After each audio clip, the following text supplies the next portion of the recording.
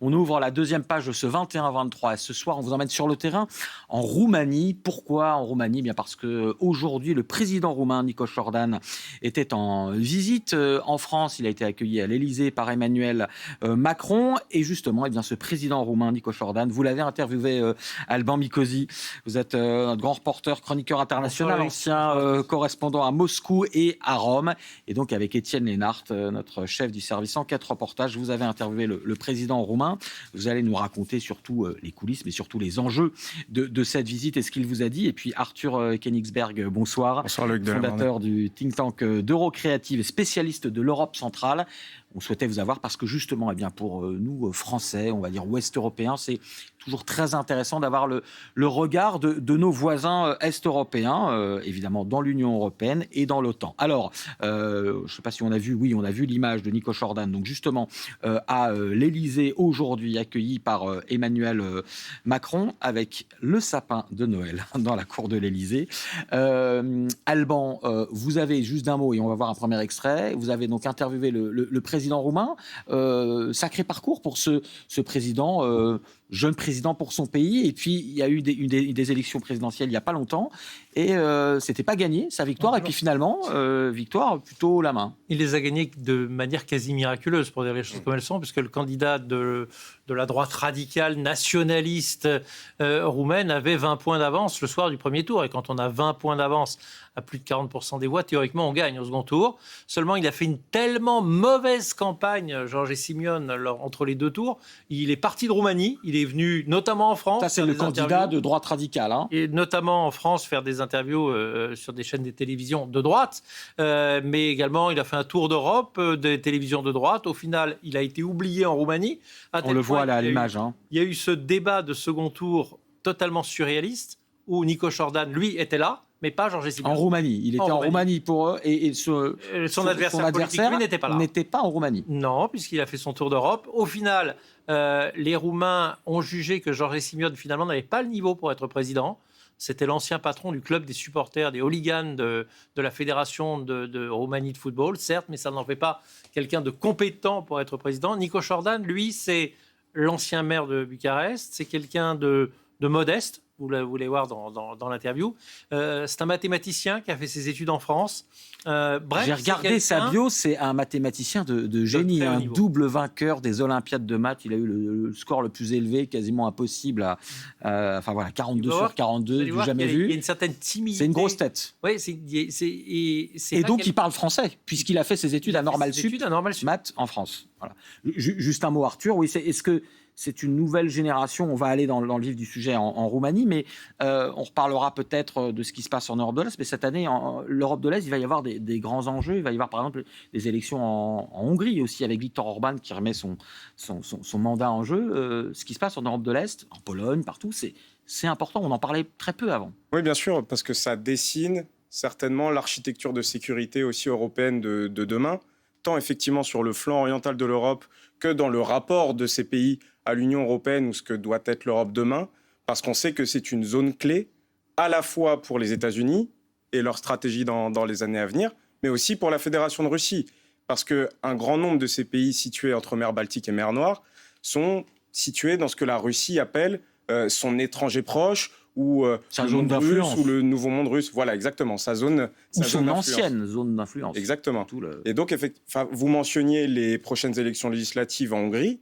Effectivement, elles seront cruciales pour l'avenir, déjà de la Hongrie, mais pour l'avenir de l'Europe. Et Viktor Orban n'est pas du tout assuré de pouvoir gagner ces élections. Il a un candidat très sérieux en face de lui, Péter Magyar, qui est à peu près sur la même ligne politique que lui, mais qui incarne un côté anticorruption et retour de l'état de droit, qui est souhaité par une grande partie de la société hongroise.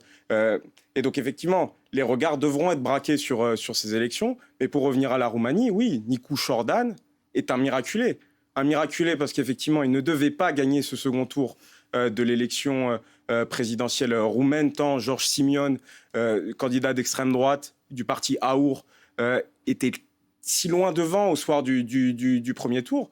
Mais surtout, il faut rappeler aux téléspectateurs que c'est une élection présidentielle dont le premier tour avait été annulé 5 mois avant, en décembre 2024. lorsqu'un candidat d'extrême droite, Calin Georgescu, était arrivé premier au premier tour, mais grâce à des campagnes de désinformation et d'ingérence russe. Donc c'est dans ce contexte-là que s'est tenue cette seconde élection présidentielle en Roumanie et que Nicu Jordan, candidat pro-européen, jugé progressiste, entre guillemets, même si c'est beaucoup plus complexe que ça, mais en tout cas, qui tenait effectivement une ligne plutôt libérale, plutôt pro-européenne, et effectivement, c'est le sursaut d'un électorat pro-européen en Roumanie qui l'a fait élire.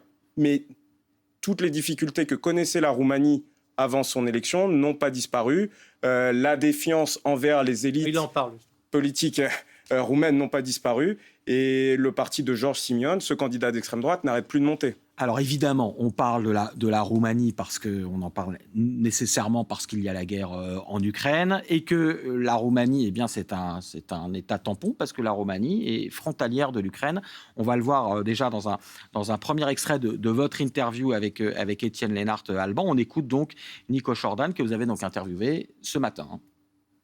Tout d'abord, c'est bien qu'on parle de paix, mais je ne suis pas du tout optimiste, même à ce moment que la Russie veut avoir une paix et même un cesse du feu. Donc, je pense qu'on est... C'est très bien qu'il y a toute cette discussion sur la paix, mais je pense que l'Europe doit continuer à supporter l'Ukraine. L'Ukraine, c'est un pays qui a les mêmes valeurs que nous avons. Et pour la Roumanie, c'est très important d'avoir un voisin qui a les mêmes valeurs. Si l'Ukraine va tomber à un certain moment, j'espère que ça ne va pas se passer, on sera voisin à la Russie, alors tout va changer. Alban, on essaye d'expliquer à nos téléspectateurs, là, on sent un président d'un État, la Roumanie, pour qui la guerre est à ses portes, vraiment, et dont l'avenir va se jouer dans une victoire ou une défaite de l'Ukraine. C'est comme si nous, voilà, je sais pas, la guerre était en Belgique et on a une perception différente. La frontière entre la Roumanie et l'Ukraine, c'est plusieurs centaines de kilomètres. Une ville comme Odessa, dont on parle souvent en Ukraine, une ville comme Odessa, elle est à 150 kilomètres de la Roumanie. Véritablement, la guerre, elle est voisine. Et en plus, la Roumanie doit faire avec la Moldavie, dans laquelle, vous savez, une région est occupée par la Russie, qui s'appelle la Transnistrie. En Transnistrie, il y a des soldats russes en armes qui gardent cette région. Alors, ce ne sont pas les troupes d'élite, certes, mais enfin, ils sont quand même menaçants. Et très régulièrement, les Russes menacent de récupérer l'intégralité de la Moldavie. Quant à Dmitri Medvedev, X fois, il a menacé de pulvériser la Roumanie. Donc, cette inquiétude, elle est beaucoup plus physique que nous qui sommes à pour nos 2500 téléspectateurs, c'est l'ancien Premier ministre russe et qui est aujourd'hui le faucon absolu de Vladimir Poutine. Voilà. Arthur, sur ce qu'on vient d'entendre, là, le président roumain sur Nicu Jordan qui dit qu'il est quand même pas, il n'est pas optimiste. Alors, il le dit d'une manière un petit peu plus large, mais il n'est quand même pas optimiste. Mais aujourd'hui, il n'y a aucun responsable politique européen lucide ou réaliste qui peut être optimiste sur la suite des pourparlers, des négociations sur un éventuel cessez-le-feu ou accord de paix. Ces pays d'Europe centrale et orientale que vous mentionniez, c'est-à-dire de l'Estonie à la Roumanie, en passant par la Bulgarie, la Pologne, la Tchéquie, ont une connaissance intime de la Fédération de Russie et de ses visées impérialistes. Ils l'ont vécu dans leur chair, dans leur histoire. Ils savent très bien ce que représente la poussée en agressivité dans le narratif russe. Et effectivement, ils ne passent pas à côté, par exemple, des dernières déclarations de Karaganov, celui qui a un peu dépeint... Karaganov, c'est le cerveau géopolitique de Poutine, qui a donné une interview il y a 48 heures à la télévision russe, et qui dit qu'en réalité, la Fédération de Russie n'est pas en guerre contre l'Ukraine, mais qu'elle est en guerre contre l'Europe. Et qu'effectivement, cette guerre ne s'arrêtera pas à l'Ukraine. Les Russes le disent très clairement. Donc ici, ça passe peut-être en dessous des radars, à part dans une classe peut-être politique ou sociale qui s'intéresse quotidiennement à ces enjeux. Mais dans ces pays, lorsqu'un Russe avec de telles fonctions s'exprime si clairement, c'est entendu. Et C'est ce que dit Nico Jordan. Il ne peut pas être optimiste sur ces pourparlers absolument voulus par les Américains ces derniers mois, parce qu'ils mènent dans une impasse. Ils rentrent en contradiction totale avec les poussées impérialistes russes. Et ça, ces pays entre mer Baltique et mer Noire le savent bien. Juste, Alban, vous disiez à l'instant Odessa, à 150 km de la Roumanie. On va retourner sur le terrain. Notre reporter Pierre Monégier était il y a 2 ans justement en Roumanie, au bord du Danube. C'était pour notre émission Nous les Européens, diffusée le jeudi soir sur France 2. Et il rencontrait des Roumains qui voyaient littéralement ce qu'on disait la guerre à leur porte. On regarde l'extrait et puis vous nous racontez ça. Et franchement, à ce moment-là, j'ai vraiment cru que la guerre allait arriver ici, en Roumanie. Ils larguaient des bombes sans arrêt, et les Ukrainiens leur tiraient dessus. Ça ne s'arrêtait pas, c'était le chaos. Marius a tourné cette autre vidéo. La défense anti-aérienne ukrainienne tente d'abattre un drone russe. Il explose en l'air, celui-là. Les débris tombent sur le sol roumain. Vous êtes inquiet maintenant? Vous vous rendez compte que la guerre est juste en face de chez vous, de l'autre côté de la rivière? Mais bien sûr. Vous vous rendez compte? Le Danube mesure 200 mètres de large. À tout moment, un drone peut être dévié. Et 200 mètres, ce n'est rien. Si l'un d'eux tombe sur la maison, il ne restera plus rien. Vous avez vu sur la vidéo ce que fait une explosion de drone? Ils sont même passés au-dessus de la maison. C'est là que les drones sont passés. Ils viennent par l'autre côté, ils tournent et ils se dirigent directement vers le port. Cette nuit-là, le drone est passé au-dessus de nos têtes. Vous ne le voyez pas, mais vous l'entendez. Les Ukrainiens ripostent, mais ils doivent avoir du vieux matériel. Un soir, 8 drones ont bombardé le port. Ils n'en ont touché aucun. Les Russes envoient des drones un peu partout. Là où il y a le chargement des céréales, ça tape sans arrêt.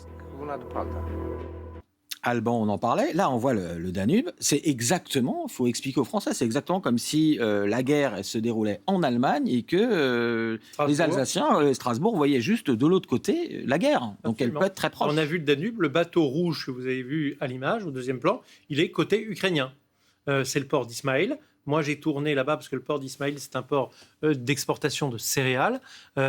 Touché régulièrement par les Russes. Aujourd'hui, c'est un port quasi à l'abandon d'exportation de céréales. Moi, j'ai tourné là-bas un reportage sur la difficulté, l'immense difficulté de travailler, d'essayer de vivre, d'exporter des céréales quand on est là-bas.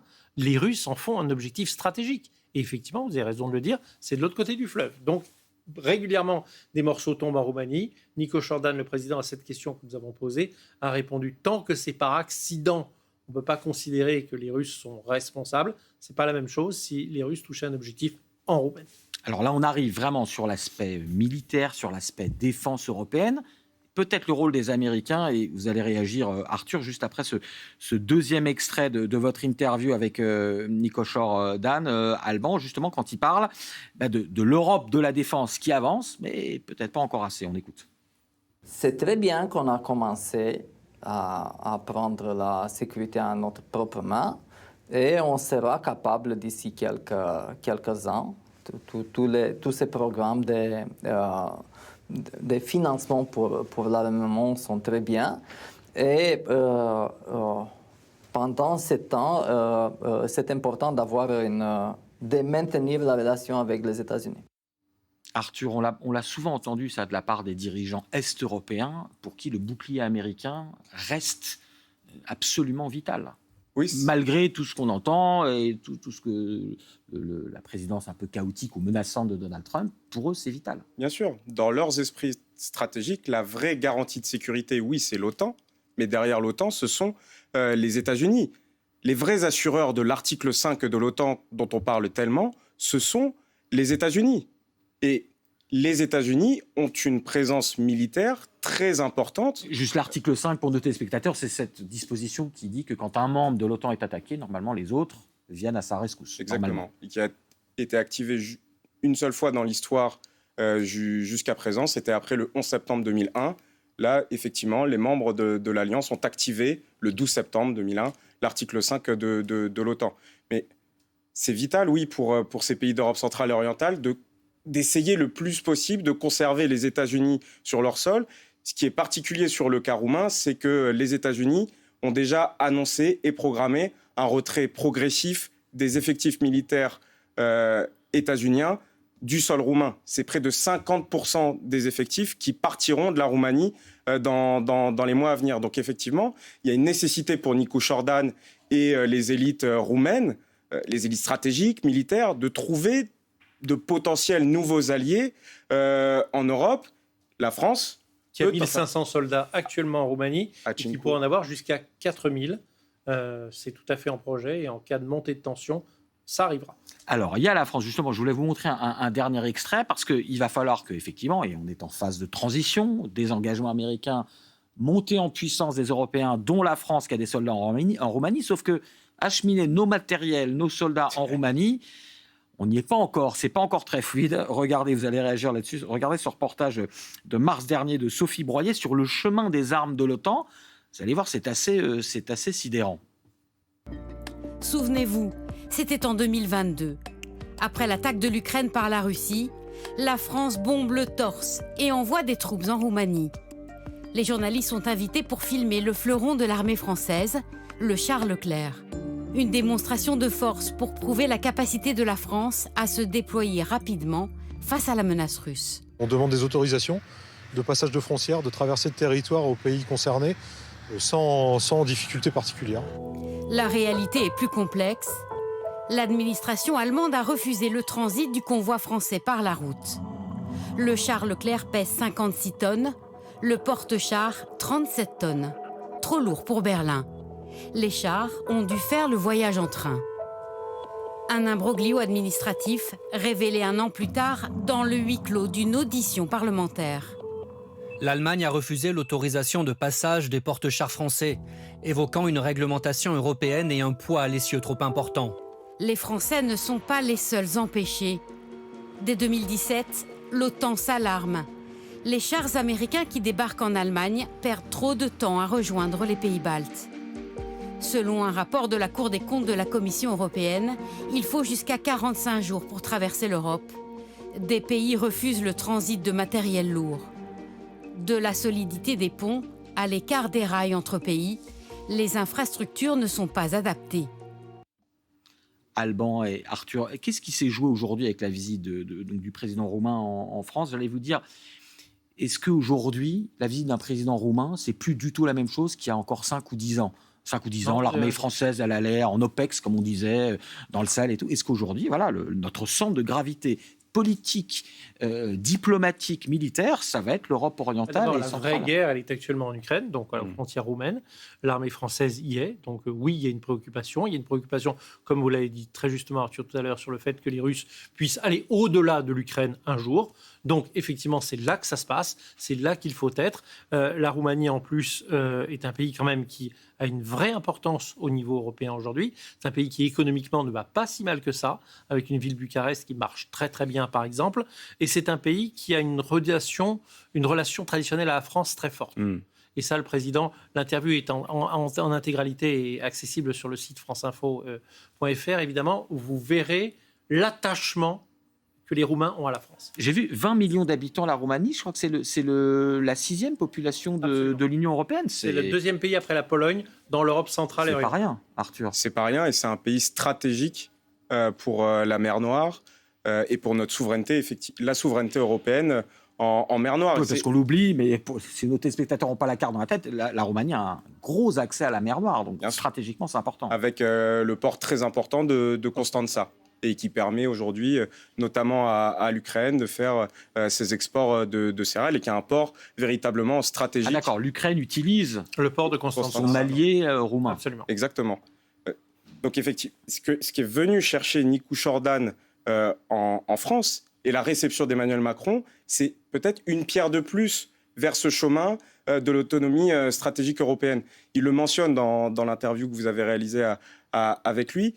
Il est venu aussi parler avec nos industriels. On sait qu'il est allé voir Thales, parce qu'il y a un certain nombre d'armements ou de systèmes produits par Thales qui intéressent les Roumains.